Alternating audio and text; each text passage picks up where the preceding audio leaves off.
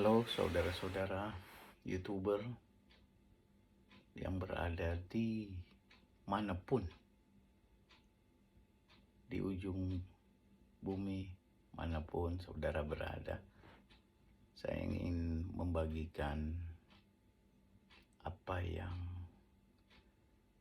saya alami dalam hidup ini dan yang paling berarti, dan saya yakin ini akan menjadi berkat yang sangat besar bagi saudara-saudari dimanapun engkau berada, yakni mengenai keselamatan. Mengapa penting saya berbicara atau mencari keselamatan? Karena pertanyaan itu muncul atau keinginan untuk mencari keselamatan itu oleh karena realitanya manusia itu mengapa harus mati. Jadi diawali dengan pertanyaan-pertanyaan seperti itu. Mengapa manusia harus mati? Apakah ada kehidupan kekal? Apakah sorga dan neraka itu benar-benar ada? Apa tujuan hidup ini? Apa arti hidup ini? Makan minum lalu mati?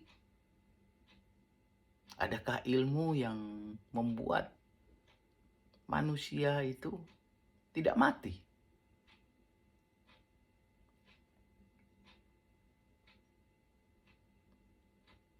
Mengapa ada banyak agama?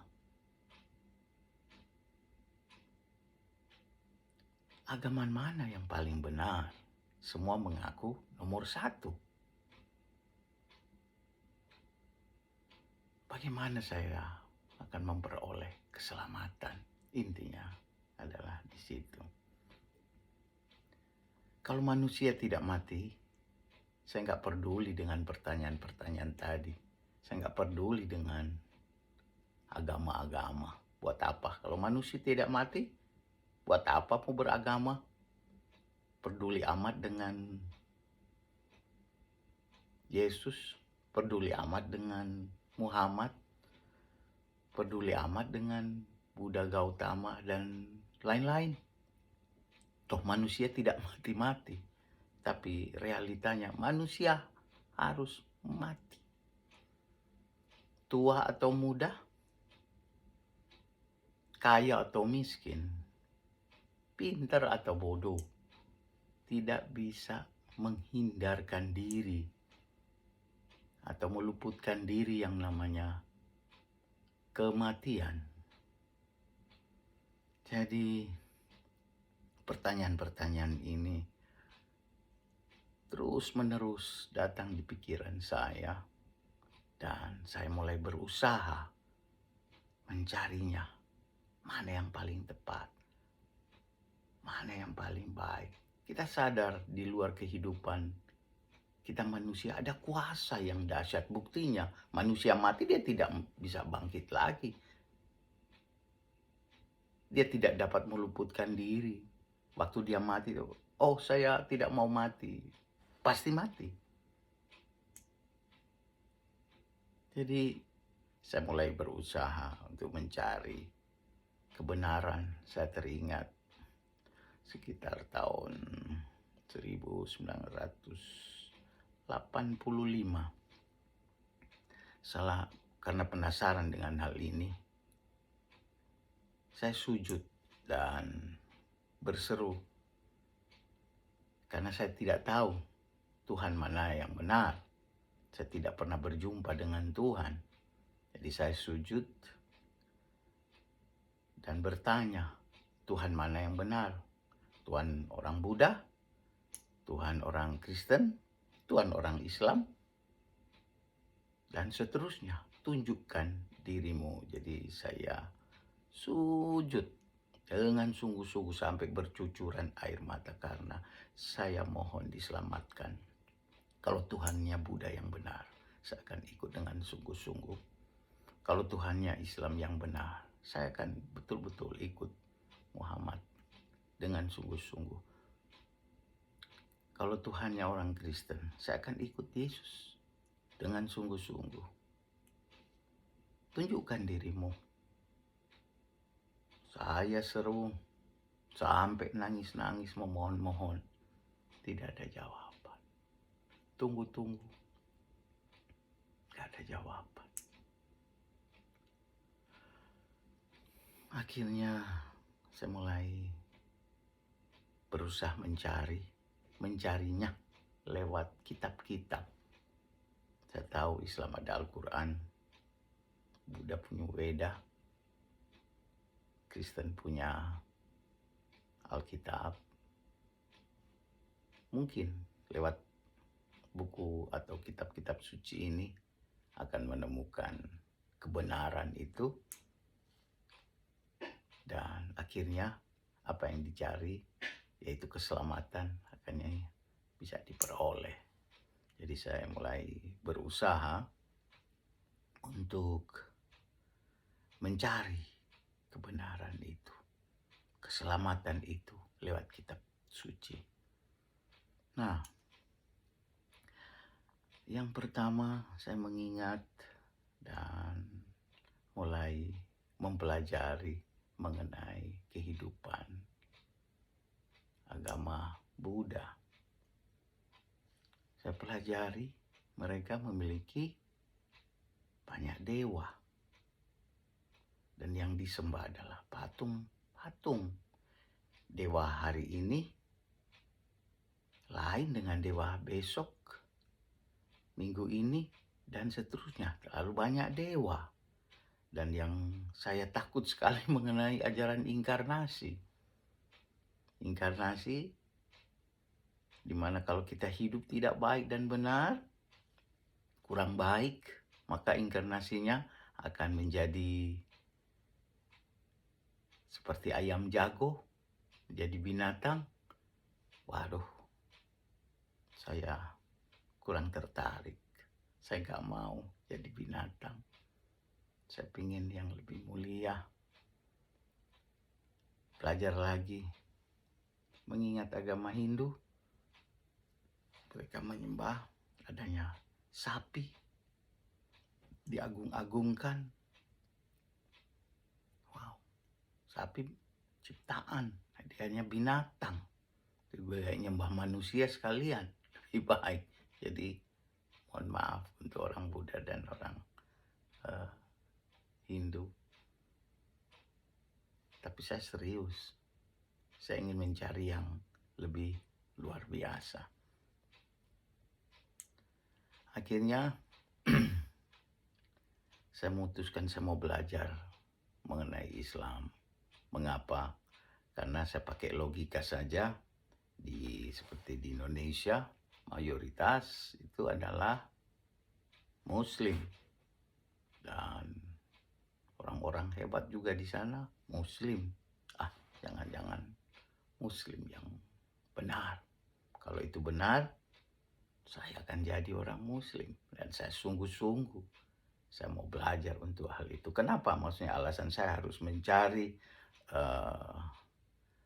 secara objektif di sini. Karena agama yang kita anut saat ini banyak faktor eksternal maupun internal dalam kehidupan kita yang mempengaruhinya. Contohnya dari keluarga, faktor turunan. Kalau orang tua atau kakek nenek moyang kita beragama Kristen, jadilah kita Kristen. Kalau kakek nenek moyang kita Hindu atau Buddha, jadilah kita Hindu Buddha. Atau agama Islam, kita pasti jadi agama Islam. Dan kita pegang teguh itu adalah sebagai kebenaran. Namun, tidak ada agama di dunia ini yang mengaku nomor 2. Semua ngaku nomor 1. Tapi di mana yang paling tepat? Di mana yang dapat menjamin keselamatan? Karena realitanya manusia itu harus mati. Jadi saya belajar Al-Quran. Saya ingat tahun 1986 kurang lebih di sana. Karena saya nggak punya Al-Quran, saya beli Al-Quran di tempat-tempat jualan buku, buku di daerah Senen, dan saya dapat Al-Quran di sana. Yang ada terjemahannya, karena saya nggak tahu bahasa Arab, jadi harus ada terjemahannya. Saya ingat itu terbitan Depak tahun 1985. Wah, saya belajar. Mulai buka, seperti buka buku biasa loh. Ini kok terbalik ini ya. Oh, rupanya harus buka dari sebelah kanan, bukan seperti kita buka buku biasa, harus buka dari sebelah kanan. Saya ingat bahwa di Al-Quran itu juga ada cerita mengenai Nabi Isa. Jadi saya mau compare antara Nabi Isa dan Nabi Muhammad. Siapa sih yang lebih hebat dari antara dua ini? Karena tentu kalau ini berupa barang, kita pilih barang yang kualitas nomor 1, bukan kualitas nomor 2. Jadi mana yang di dalam hal ini, mana Muhammad atau Yesus? Saya belajar, saya buka. Oh, ini ada surat Maryam berbicara kelahirannya Tuhan Yesus seperti apa, bahwa dia adalah Rohullah, dia adalah Kalimatullah. Oh, begitu ya, itu kan ada terjemahan seperti itu. Oh, kok kelahirannya Nabi Isa kayak gitu ya di dalam versi Al-Quran ini, bahwa dia bukan lahir dari hubungan natural manusia, suami dan istri, laki-laki dan perempuan, tapi ini dari Rohullah. Saya lupa itu kitab mana, tapi jelas itu saya baca itu. Terus dikatakan juga dia Kalimatullah, kalimat Allah. Wow, lain sekali kok bisa. Tapi terus belum tuntas saya baca lagi. Terus ketemu di surat Ali Imran ayat 45 berkata bahwa Nabi Isa terkemuka di bumi dan di akhirat. Mulai pikir, wow, luar biasa Nabi Isa ini. Kok dia bisa terkemuka di bumi dan di akhirat? Siapa yang terkemuka di bumi? Di akhirat dia yang terkemuka. Wow, kayak Tuhan dong ini. Itu pikiran saya. Oh, dia bukan lahir dari hubungan suami istri, jadi bukan benih dari manusia, tapi dari roh. Dan dia itu Kalimatullah. Dia terkemuka di bumi dan di akhirat. Hebat banget ini Nabi Isa. Wow. Tapi jangan-jangan Muhammad lebih hebat. Cari. Terus baca. Nggak ketemu. Malah yang parahnya, saya ingat orang Muslim itu bahwa semua pengikutnya harus mendoakan dia supaya selamat. Yang namanya salawat Nabi. Waduh, yang saya mau ikutin ini supaya saya selamat, harus didoakan supaya selamat. Logika saya kagak masuk ini, orang Jakarta bilang. Gimana yang akan membawa saya selamat harus didoakan supaya selamat? Bahkan mendoakan dia dan keluarganya supaya diselamatkan. Wah, saya gugur di situ. Niat saya untuk menjadi pengikut Muhammad. Saya menghargai dan menghormati, tapi karena dia tidak bisa menjamin saya, keselamatan saya, udah, saya tutup Al-Quran. Sekarang saya mau belajar dulu, karena Yesus saya belum tahu, walaupun saya memang lahir dari kecil sebagai orang Katolik, tapi saya belum belajar mendalam, belum tahu siapa Yesus yang sebenarnya. Baca Alkitab, Oh, Jadian, terus Keluaran, Bilangan, tuh terus dan seterusnya. Oh, sejarah manusia ini kayak gini-gini. Wah, tertarik. Ya jujur memang baru mulai baca Alkitab waktu itu. Dan intinya saya mau cari selamat. Bagaimana keselamatan dalam versi Alkitab ini, atau dengan cara Kristen ini. Atau nggak mesti harus percaya siapa-siapa, cukup dengan berbuat baik kita selamat. Lebih aman, gampang, nggak perlu, nggak terlalu repot-repot harus belajar ritual-ritual atau dengan ajaran agama tertentu. Tapi harus dengan objektif mencari kebenaran ini karena faktor-faktor tadi. Bacalah Alkitab terus karena mau cari selamat. Oh, manusia begini. Oh, dia ya mengenai raja-raja, nabi-nabi. Oke, semua. Oh, ya begitu terinci dan mendapat informasi yang baik sekali mengenai kehidupan manusia di situ. Itu perjanjian lama. Masuk ke perjanjian baru. Sampai merah-merah mata ini. Mau belajar baca Alkitab. Tahan mata sampai tengah-tengah malam. Baca besoknya. Baca lagi. Wow. Ya, supaya bisa dapat keselamatan. Cari. Baca kitab perjanjian baru. Injil Matius. Oh, cerita kelahiran Tuhan Yesus. Oh, begitu. Cocok sama di Al-Quran yang saya baca juga. Bahwa dia itu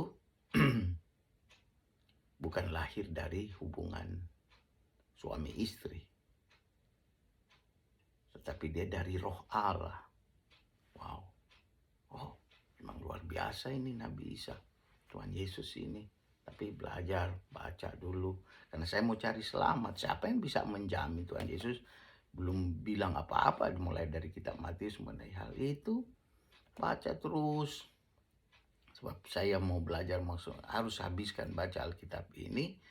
Karena jangan-jangan nanti di Alkitab sendiri nanti bicara, kau akan selamat cukup dengan berbuat baik. Pasti engkau selamat. Baca, jadi masih penasaran. Apakah mungkin dengan jawaban tadi itu betul, atau memang harus percaya Yesus supaya selamat. Sebab yang kitab tadi sudah gugur di dalam pemahaman saya. Karena dia sendiri tidak mampu untuk membawa selamat, yaitu Nabi Muhammad. Dibaca Nabi Isa ini. Terus Matius, Markus, ceritanya ya mirip-miripan sama Lukas, lebih detail mengenai cerita mengenai kelahiran di situ. Terus baca Yohanes, Injil Yohanes. Oh, pada mulanya adalah firman dan firman itu adalah Allah. Terus jadi awal itu firman dan firman itu adalah Allah. Iya ya. Pada mulanya adalah firman. Iya, memang dunia ini kalau itu penciptaan hanya dengan dia bicara jadilah, dan jadilah hanya dengan firman, dengan perkataan. Tapi di kitab Yohanes itu katakan firman itu menjadi manusia. Siapa itu manusia di situ? Dan firman itu di Yohanes pasal 1 ayat yang ke-14. Dan firman itu menjadi manusia. Wow. Jadi Yesus itu adalah firman yang jadi manusia. Wah, memang hebat dia ini. Tapi kan mencari keselamatan, dia belum ngomong apa-apa mengenai keselamatan di situ. Baru di pasalnya yang ke-14 ayat yang ke-6. Akulah jalan, kebenaran, dan kehidupan. Tidak ada seorang pun bisa datang kepada Bapa kalau tidak melalui aku. Jadi orang mau selamat itu harus percaya kepada dia. Tidak bisa kok sampai kepada Bapa di surga mau. Kepada Bapa di surga kalau tidak percaya kepada Dia. Haha. Oh, kok begitu kuat dia berani ngomong seperti itu ya.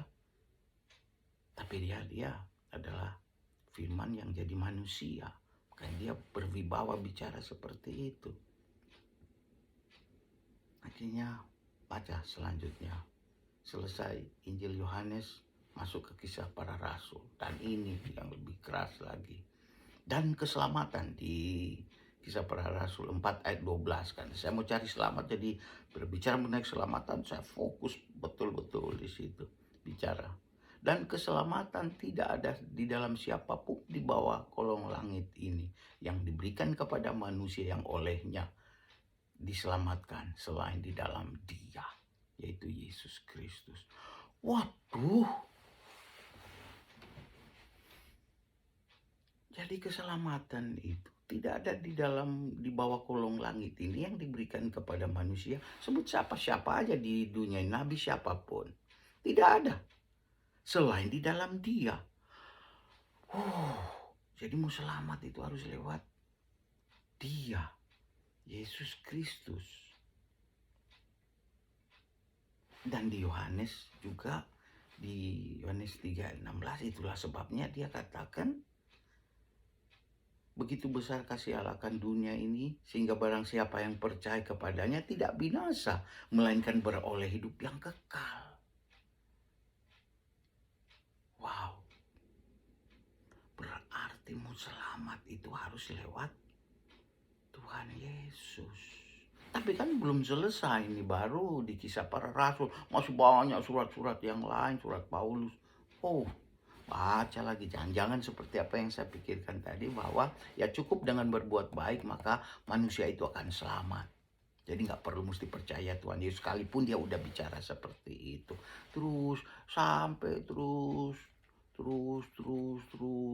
malah diceritakan di kitab Wahyu bahwa dia adalah Alfa dan Omega. Dia adalah awal dan yang akhir, dan janji akan mengenai kedatangannya. Toh belum selesai, belum sampai di kitab Wahyu di yang terakhir. Barang siapa menambahkan dalam kitab ini, maka dan seterusnya akan ada akibat yang tidak baik. Jadi sudah finish sampai situ. Sudah. Akhirnya saya putuskan, saya harus percaya kepada Dia, Yesus Kristus. Jadi setiap manusia di dunia ini yang pengen selamat harus percaya kepada Yesus. Karena Dia datang ke dunia ini mati untuk menebus dosa manusia. Bukan menebus sebagian orang saja. Tetapi datang untuk menebus dosa manusia di dunia ini. Wow. Oke. Jadi konsentrasi mesti kepada Dia, kepada Yesus. Bagaimana saya harus sungguh-sungguh. Tapi saya belum pernah jumpa dengan Dia. Dia Tuhan bisa menunjukkan diri dong. Oke, saya amini Tuhan mengenai Injil ini. Karena saya mau cari keselamatan dan saya dapati adalah Engkau Yesus. Tapi saya belum pernah lihat Dia. Saya belum pernah jumpa muka dengan muka atau melihat dengan mata. Jadi saya mulai berdoa, Tuhan Yesus, mulai berseru, tunjukkanlah diri-Mu. Kalau memang Engkau seperti yang diungkapkan di dalam Injil ini, saya ingin mengenal Engkau, saya ingin Engkau menjamah saya, supaya saya tahu betul-betul bahwa Engkau ini ada. Berdoa, gak ada jamaah. Hingga dari waktu ke waktu ada KKR di Santo Albertus Malang. Tahun 1987, hari Senin, tanggal 10 Agustus tahun 1987 ada KKR Kebangunan Rohani di Santo Albertus Malang. Saya menghadiri, datang di sana.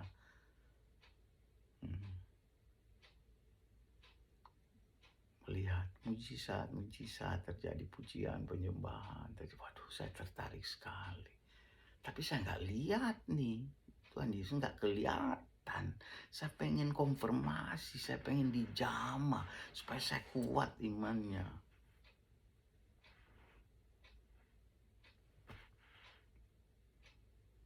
Akhirnya sudah sekitar mungkin 1,5 jam, sudah hampir 2 jam saya ikut KKR itu, lihat kesembuhan ilahi luar biasa, orang lumpuh berjalan dan seterusnya. Lihat, wah sungguh nyata. Tapi saya mau, mesti engkau jamah saya, kalau engkau betul-betul ada, pegang saya.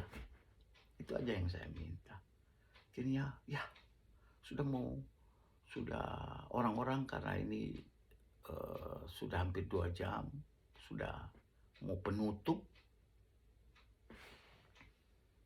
Saya belum dijamah, mana dia yang melakukan mujizat ini?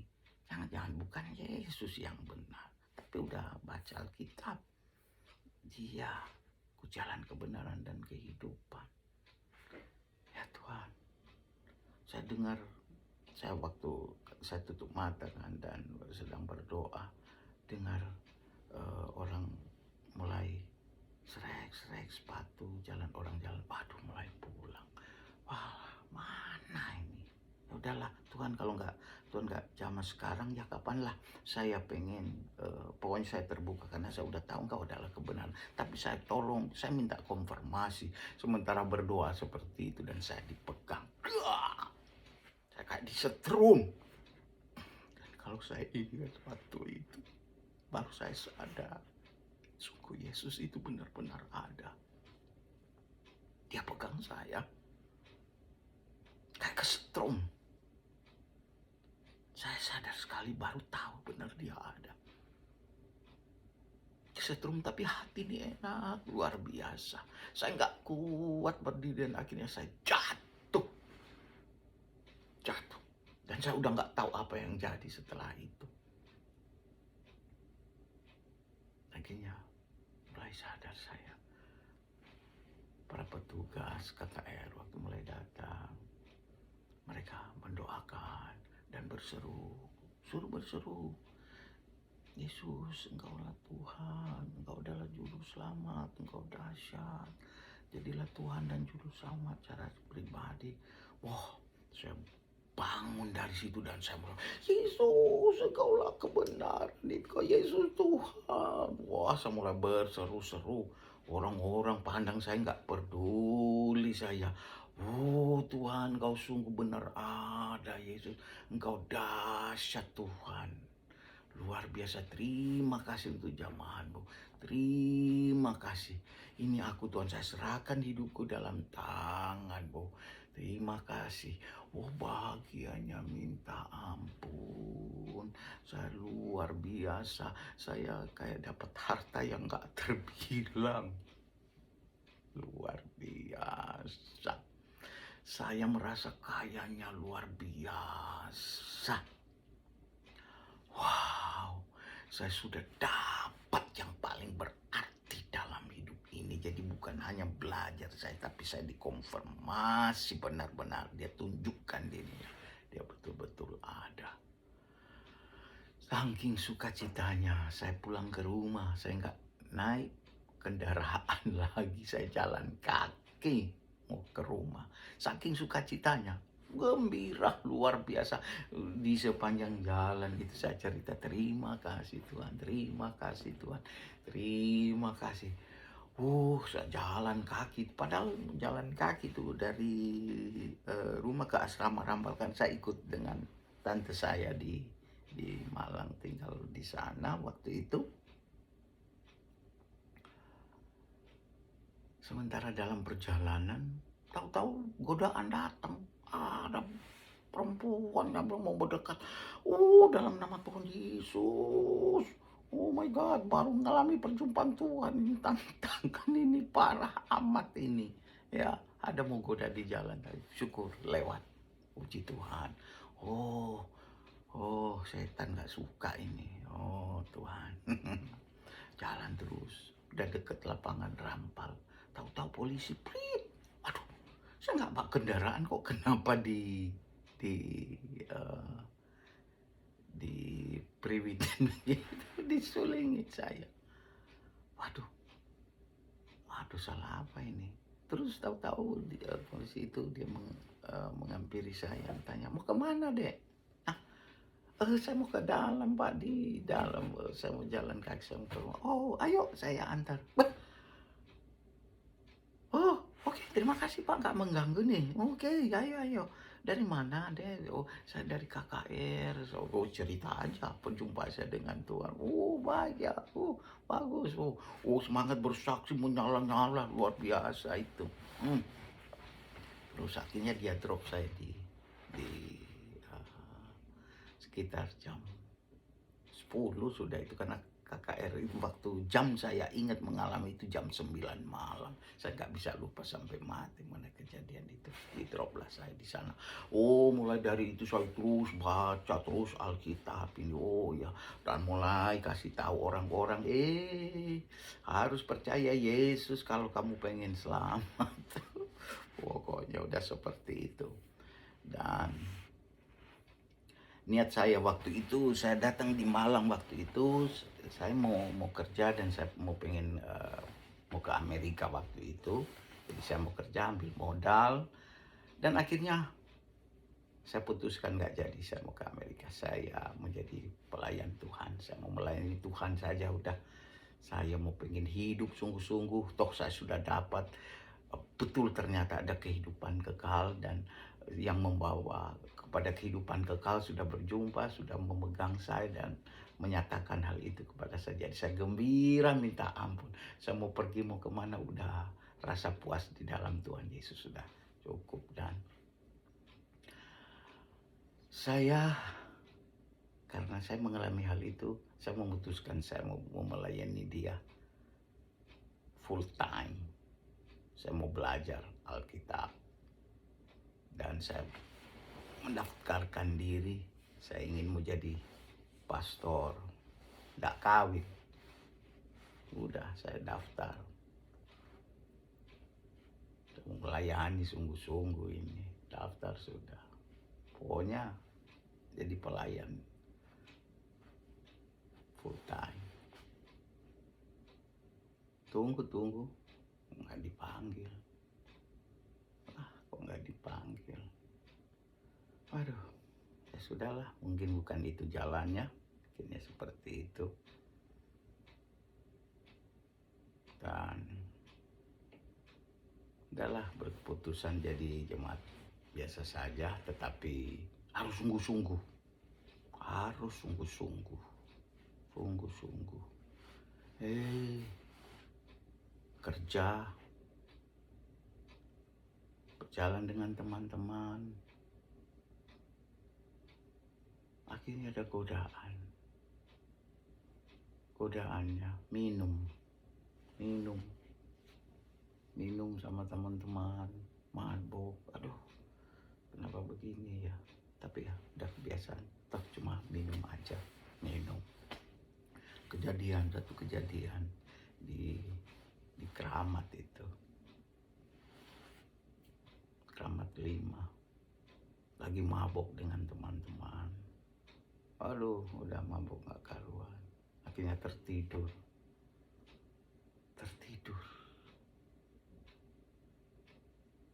Nggak rasa salah, nggak rasa berdosa.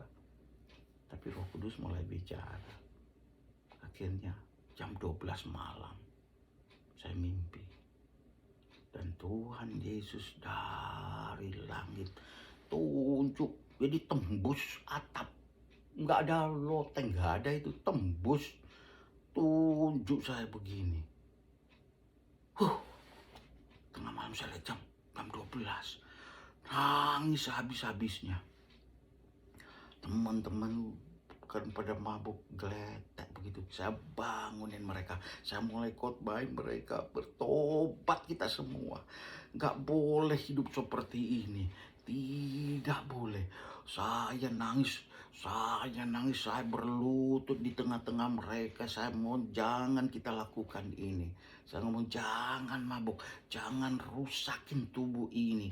Nah, tubuh ini adalah bait Allah, kepunyaan Allah. Karena saya udah mulai baca-baca Alkitab dan tahu itu. Tapi ya karena ada godaan kayak gini akhirnya mabuk. Tapi ya seizin Tuhan. Dan saya mulai ngomong kepada mereka. Mereka ketakutan. Aduh, apa yang terjadi dengan hidupmu, Ferry? Kenapa? Kenapa? Apa yang terjadi dengan dengan kamu? Saya dijumpai Tuhan dan saya ditunjuk. Tuhan gak bicara apa-apa. Tunjuk mungkin kamu awas, gak boleh hidup seperti itu. Aku tunjuk kamu, aku pilih kamu. Nangis habis-habisnya, buah air mata sampai mau kering rasanya karena rasa bersalah gitu. Dan akhirnya karena niat terus mau pengen hidup benar, hidup baik, baca kita kemana-mana. Alkitab itu ada di dalam mobil, di laci mobil. Baca. Ada waktu istirahat baca, ada setiap kesempatan baca Alkitab. Dan saya mimpi lagi. Kakak saya di dalam mimpi itu datang dan jumpain saya, ngomong, Tuhan Allah memanggil kamu. Hah? Tuhan Allah panggil saya. Saya terbangun. Lihat lagi, jam 12 malam. Tuhan Allah memanggilmu. Memanggil saya. Dan di mimpi itu, saya dan 6 orang kita. Dan jalan naik gunung, turun gunung, naik bukit dan memenuhi panggilan itu. Dijumpain, ditungguin di sana katanya. Dan waktu kita kumpul 6 orang itu, kita natap ke langit dan dia nampak wajahnya bersinar luar biasa. Bercahaya luar biasa. Oke. Sudah, kami udah datang memenuhi panggilan. Belum habis.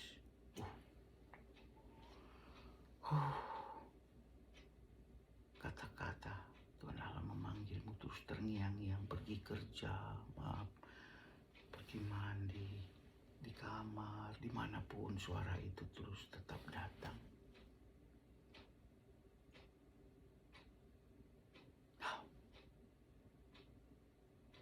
Ferry, aku memanggilmu. Aku memanggilmu. Waduh, memanggilmu gimana dong? Harus gimana saya ini? Aku memanggilmu, aku memanggilmu. Ada lagi datang mimpi. Dan mimpi itu, diri saya ini ditarik, kesedot ke dinding. Karena di situ ada gambar Tuhan Yesus di dinding, tapi hidup. Terus saya ditarik ke samping. Terus bersinar. Dar.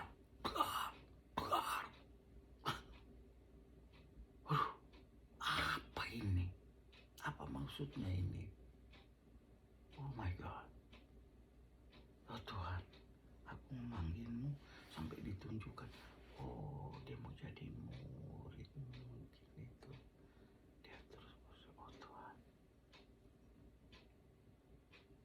Jalannya hari kerja, terus aku memanggilmu, ingat mengenai mimpi itu, ditarik, disedot, terus taruh di sebelah kanannya dia, bersinar sama-sama. Wah, waduh, gak tahan lagi. Waktu itu saya sudah menikah, putuskan untuk mau menikah karena gak jadi pastor. Menikah. Setelah menikah baru 3 bulan itu sudah gak tahan panggilan ini. Saya ngomong sama istri, Saya ada panggilan Tuhan, saya nggak bisa hindari ini. Saya mau belajar Alkitab. Saya mau masuk ke sekolah Alkitab. Jadi gimana? Ya, cari-cari data. Waktu itu saya mulai cari informasi yang dapat di gereja. Dan dapat informasi sedang pas mau dibuka ini. Jadi bulan Juni waktu itu saya udah kontak, dan Agustus saya jalan. Akhirnya putuskan, oke, kita mau tinggalin Jakarta. Saya ngomong di tempat kerja, wah saya udah stop, saya udah nggak bisa mau ikut panggilan Tuhan ini. Kaget, pada kaget semua. Mau jadi pelayan Tuhan? Iya, saya mau belajar untuk hari ini. Akhirnya saya pergi ke Malang bersama dengan istri waktu itu. Dia mampir Solo ke orang tua. Jadi oke, saya di Malang, saya kuliah, dan dia dengan orang tua, ya seperti itu. Sampai di Malang udah daftar diri, ya masih ada cukup uang waktu itu, ya bayar apa semua. Dan ada teman yang sudah lebih senior, sudah setahun 2 tahun ada di sana, tanya, terus siapa yang sponsori kamu? Hah? Kok harus pakai sponsor? Kan Tuhan Yesus panggil, dia akan sponsor saya. Lu nggak bisa begitu, kamu harus punya sponsor. Enggak, saya yakin pasti Tuhan akan, kalau dia yang panggil pasti dia akan sediakan. Dia, pokoknya Tuhan Yesus sponsor saya. Kemudian ini gila ini. Ya, itu yang jadi. Daftar, jalan, kuliah semester pertama, baru berapa lama jalan, tahu istri saya nyusul dari Solo datang ke Malang, lagi ibadah di chapel, terus ada orang datang, itu ada yang cari kamu, istri kamu. Oh ya, waktu itu saya tinggal di kampus. Akhirnya karena ada istri datang, ya sudah harus sewa tempat, cari tempat di luar kampus akhirnya, karena orang yang sudah berkeluarga tidak tinggal di dormitory, di asrama, tinggal di luar. Jadi kita cari sewa tempat, bener karena nggak punya sponsor, mulai kehabisan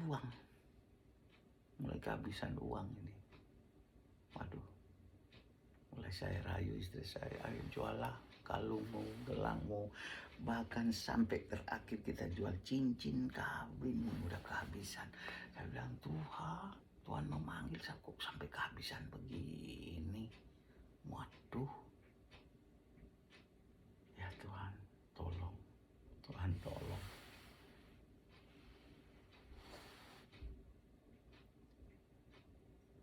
Artinya juga karena kita udah tinggal, sudah menikah, istri hamil.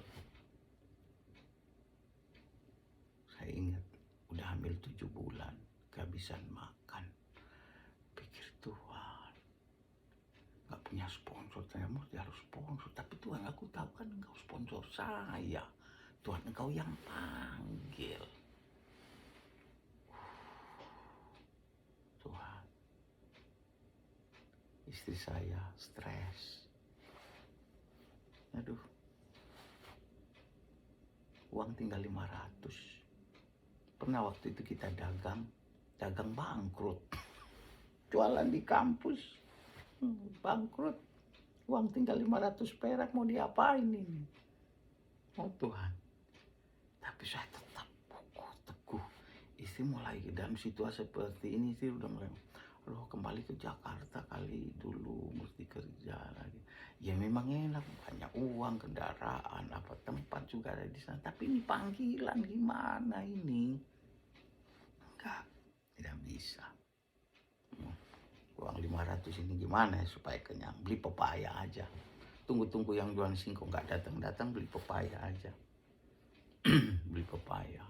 Oh lumayan, 1 atau 2 biji tuh, gede. Oh, saya bilang pagi-pagi ini istri mulai kupas-kupas itu. Sudahlah kayak burung aja makan pepaya dulu kali ini tuh. Ya Tuhan tahu. Istri lagi kupas pepaya itu. Biarlah, ya lagi hamil 7 bulan. Ya biarlah ada alas perut gitu. Saya mau pamit, mau pergi ke kampus, udah mau kuliah. Saya tengok istri saya kok nangis. Terus saya lihat, kaget lihat mukanya. Loh, dia bukan makan pepayanya, malah kulitnya pada ditempelin di muka. Saya mau nangis. Kenapa kamu tempelin kulit pepaya itu di muka kamu? Apa dia sembari nangis dia? Saya stres, saya rasa panas, saya mau dinginin muka saya deh pepaya ini. Saya bilang, Tuhan, saya ingat waktu itu berat sekali. Saya jadi suami kok kenapa begini? Tapi saya mau itu panggilan Tuhan, Tuhan tolong. Saya bujuk dia, makanya ini kamu jangan begitu. Kita ikut panggilan Tuhan, Tuhan pasti akan tolong kita. Kamu katakan, waktu saya lahir baru, ini istri saya ini dari Muslim. Dan waktu saya berkobar-kobar untuk menginjili, jadi dia ini ada teman kerja dulu. Dan semua karyawan-karyawati yang ada di perusahaan di mana saya kerja, saya injili semua. Saya injili habis. Dan salah satu yang bertobat adalah istri saya ini. Saya tanya waktu itu, saya belum mau pacaran dulu, kamu mau terima Tuhan? Kalau kamu sungguh-sungguh mau terima Tuhan, karena keselamatannya ada di dalam dia, saya layani. Akhirnya dia terima, baru saya katakan kita mau pacaran. Akhirnya saya menikah itu. Tambah lagi. Akhirnya saya layani juga keluarga, orang tuanya dan adik-adik. Mereka terima Tuhan Yesus. Puji Tuhan.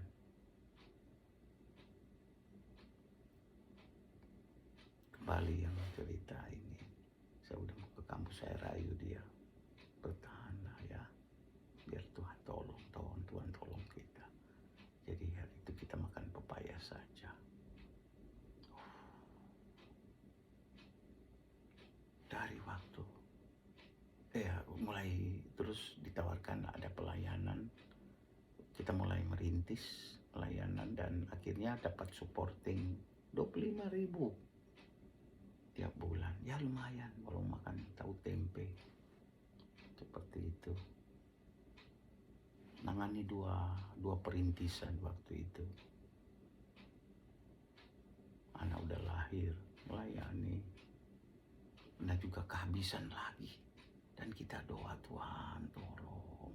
Kita pokoknya berjanji tidak mau minta-minta. Karena minta-minta itu mempermalukan Tuhan. Jadi lebih baik makan rumput daripada minta-minta. Itu prinsip hidup, udah gak mau mempermalukan Tuhan. Bisa aja minta dengan teman-teman, mereka juga pada kecukupan, tapi nggak mau. Tuhan tidak mau mempermalukan Tuhan. Pernah kejadian lagi, baru habis doa, tahu-tahu di pintu ada orang ketok, tok tok tok tok tok tok. Adik teman sekelas di kuliah. Ini ada orang yang ditipin bawa sesuatu. Siapa? Dia nggak mau sebut, katanya dia lagi doa dan Tuhan suruh bawa ini ke Pak Ferry gitu. Oh ya, wow, terima kasih Tuhan. Oke, terima kasih. Dia pulang, buka, uang di dalam. Sudah mulai nyata pertolongan Tuhan. Oh terima kasih. Oh beli beras, beli segala macam. Wah istri mulai senyum. Oh Tuhan tolong. Tapi kan mesti bayar kuliah juga. Sudah kehabisan ini. Tuhan, sudah jual segala macam, udah habis. Nggak ada sponsor ini. Wow. Tahu-tahu di chapel ibadah. Hadirat Tuhan luar biasa. Luar biasa. Tahu-tahu ada misionari datang dan dekati. Dan dia ngomong, kami mau sponsori kalian. Tuhan mulai. Tuhan terima kasih. Jadi ada misionari. Puji Tuhan. Namanya Pak Devon. Terima kasih. Di situ menjadi jawaban Tuhan. Ngomong, kami mau sponsor kalian. Dan dia urus. Akhirnya kita kuliah dengan tenang. Luar biasa pertolongan Tuhan. Ada satu peristiwa. Karena waktu belum ada sponsor ini, kami karena pernah menangani pelayanan perintisan itu lewat tempatnya itu ada melewati sawah-sawah. Kadang teman saya suka nangkap kodok 1, 2 dan dia masak di rumah. Satu waktu rindu, karena kan cuma yang saya cerita tadi dapat tunjangan cuma 25.000 sebelum ada sponsor ini. Pengen tahu tempe terus kayaknya udah kepengen pengen makan kodok swiki. Tapi 1-2 ekor nggak cukup. Karena pelayan keperintisan itu saya bersama dengan teman. Dan satu waktu kita pulang dari pelayanan, melewati di sawah itu, lihat cari kodok, nggak ada ngelihat satupun. Masih terang waktu itu, masih terang. Terus saya ngomong sama teman saya nih, ingat nggak bangsa Israel waktu keluar dari tanah Mesir, waktu mereka lapar, mereka minta daging. Dan apa yang terjadi? Tuhan kirim burung puyuh. Tuhan itu kan dia sama dahulu, sekarang, dan sampai selama-lamanya. Yesus itu tetap sama. Kita buktikan Tuhan itu dia sama kan, yang disembah oleh orang Israel waktu itu, yang pimpin Musa keluar dari tanah Mesir, yang mereka minta daging. Dia adalah Tuhan yang sama. Kita nggak usah minta daging burung puyuh, kita minta kodok. Gimana? Saya tantang teman saya. Oke, kita berdoa di tengah sawah. Tuhan, kami ingat. Saya doa. Saya doa di teman. Oke, kamu doa. Saya doa. Tuhan, saya ingat waktu bangsa Israel keluar dari tanah Mesir, bagaimana mereka kelaparan, mereka minta makan daripadamu, dan Engkau kirim mana. Pada waktu mereka minta daging, Tuhan, Engkau kirim burung puyuh. Tuhan, bersama dengan teman kami mau minta sesuai dengan firman-Mu, 2 orang di dunia sepakat minta apa sama Tuhan, berikan Tuhan. Kami mau minta kodok Tuhan di tengah sawah. Terima kasih Tuhan Yesus. Dalam nama Tuhan Yesus. Haleluya. Amin. Baru amin. Tahu-tahu guntur. Kilat. Berguntur. Waduh Tuhan. Maaf. Jangan kita salah minta kodok ini. Tuhan. Maaf Tuhan. Waktu karena masih terang. Tapi kenapa kok lucu ini? Kenapa ada petir begitu ya? Ternyata waktu petir itu bunyi, mulai gerimis, mulai hujan, tang hujan. Kita basah dah ini, pulang dah kita. Gak taunya waktu dia mulai hujan turun, kodok-kodok pada keluar. Mulai ada agak gelap waktu itu. Itu di pematang sawah itu, putih-putih yang kita lihat, kodok-kodok pada keluar itu di lehernya itu kan berwarna putih kilap begitu. Waduh, terus mulailah kita panen dengan teman saya. Tangkap saya sampai Tuhan, terima kasih Tuhan. Oh my God, Tuhan kirim kodok, keluar kodok-kodok yang pada diam di lubang-lubang pada keluar. Kita tangkap kodoknya. Dihitung 100 lebih ekor. Yang biasanya kita lewat di situ cuma dapat 1-2 ekor, ini bisa dapat 100 lebih. Kita hitung dengan teman itu. Jadi waktu mau pulang, ada orang di dekat sawah itu yang tinggal di daerah situ. Terus mereka heran, kita ceritain kita dapat sekian banyak. Katanya selama seumur hidup nggak pernah orang dapat sebanyak itu dari itu. Saya bilang kita minta sama Tuhan. Wah, saya bilang luar biasa pengalaman itu. Akhirnya ya pensiun dulu makan tahu tempe. Makan kodok berapa hari kita makan itu. Tapi lucunya nggak taunya kodok itu harus dikupas karena saking senengnya pengen makan kodok itu lupa nggak dikupas, nggak tahu caranya. Makan pakai kulit pahit. Waduh, kenapa ini nggak tahu harus dikupas, jadi harus dikupas itu. Kupas, kupas baru dimasak itu. Lucu sekali. Pertolongan Tuhan luar biasa. Akhirnya lulus waktu itu kuliah sudah, dan kan saya harus lanjut lagi ambil S1, jadi pulang sebentar ke Jakarta pelayanan dan kembali lagi ke kampus untuk lanjutkan S1. Setelah selesai kembali ke Jakarta dan pelayanan di Jakarta, terus akhirnya lanjut lagi, jadi saya kuliah tambah lagi 2 tahun ambil untuk pasca sarjana, ambil S2 tambah mau 2 tahun lagi, jadi 6 tahun belajar Alkitab. Pelayanan di Jakarta, habis itu kita pindah ke Malang, melayani di Malang, dan saya berdoa, Tuhan, saya ingin juga mau lebih luas di dalam pengalaman pelayanan. Akhirnya pindah ke Amerika, dan sekarang ini kami sedang melayani di Amerika saat ini. Semua karena campur tangan Tuhan. Nama Tuhan dipermuliakan, Tuhan dahsyat luar biasa. Dan anak saya ada anak 3.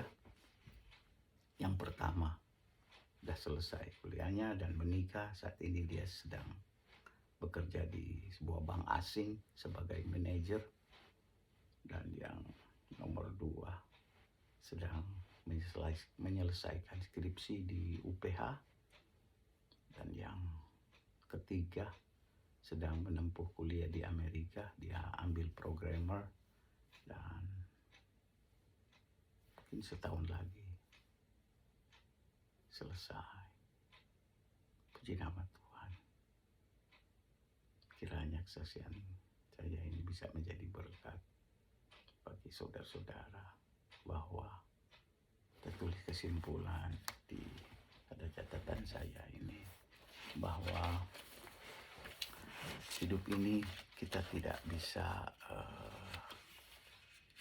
pasif, karena kematian itu pasti. Jadi kita harus cari kebenaran itu dengan sungguh-sungguh. Nggak boleh kita masa bodoh. Ada pernah saya jumpain orang percaya, kau harus sungguh cari itu. Nah sudahlah, nanti toh ditanggung sama jiwanya, katanya. Loh, kok seperti itu hidupnya?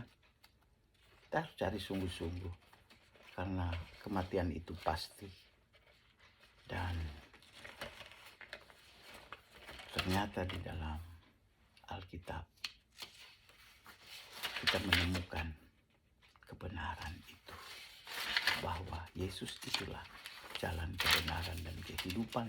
Tidak ada seorang pun bisa datang kepada Bapa kalau tidak melalui aku.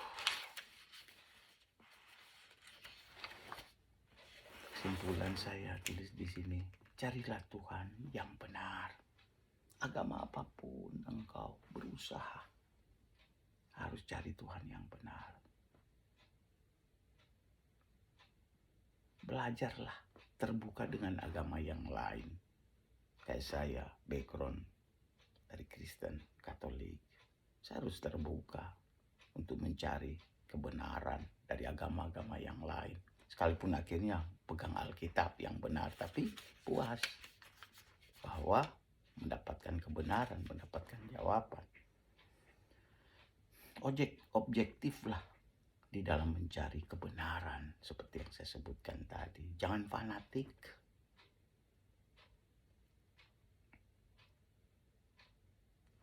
Apalagi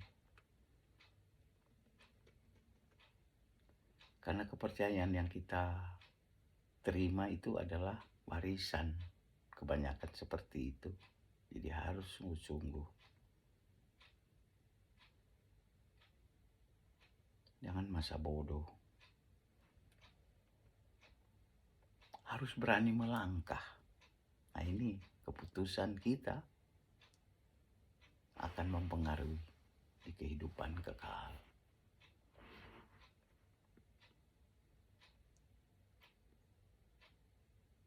Dan terimalah keselamatan yang saya dapati. Ternyata keselamatan itu hanya ada di dalam Yesus Kristus. Dia adalah Tuhan yang benar. Dia akan datang kembali untuk menjemput orang yang percaya. Firman-Nya berkata, di tempat di mana aku berada, kamu pun berada. Sebab aku pergi ke situ untuk menyediakan tempat bagimu. Terpujilah nama Tuhan. Tuhan berkati. Siapapun engkau, bukalah hatimu. Tuhan mengasihi engkau. Luar biasa. God bless you.